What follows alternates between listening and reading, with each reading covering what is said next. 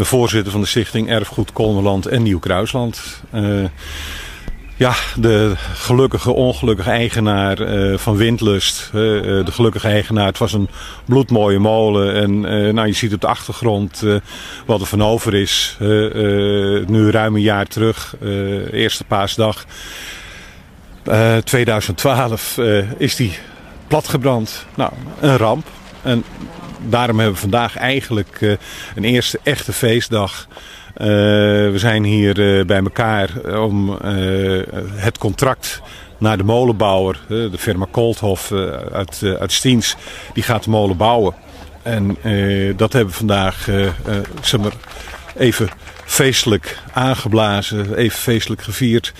Gebakje erbij, glaasje erop, een mooi bouwbord onthuld. Wat wil je nog meer? Ja, en dan zijn we dus eigenlijk ruim een jaar verder. Voor mijn idee is het toch nog snel gegaan. Ja, daar kan je op twee manieren tegenaan kijken, maar eigenlijk gaat het hartstikke snel. Dat heeft er vooral ook mee te maken dat de molen goddank goed verzekerd was. Dus we hoefden ons geen zorg te maken over geld. Van Gijs van Reeuwijk weten we dat er molenprojecten zijn. Dat heeft al 10 jaar geduurd, omdat de mensen links en rechts geld bij elkaar moesten sappelen. Dus aan de ene kant gaat het snel, aan de andere kant, ja, op de achtergrond is natuurlijk toch wel heel veel werk verzet. Veel gepraat, hier en daar aandrang uit moeten oefenen om zover te komen. Maar wij zijn een stichting, zijn wij blij dat we zijn waar we zijn.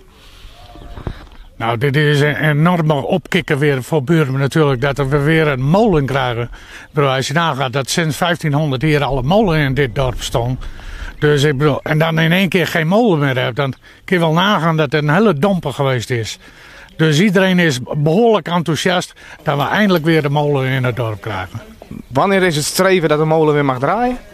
Nou, we hopen zo snel mogelijk, maar daar moet je realistisch in zijn en het moet een goede molen worden. Nou, Kolthof levert goed spul. We schatten in volgend jaar, nou, april, mei, juni, zeg maar voorjaar, begin zomer. Dan verwachten wij dat we weer hier staan, weer een interview hebben en dat we een feestje bouwen omdat de molen weer in functie is.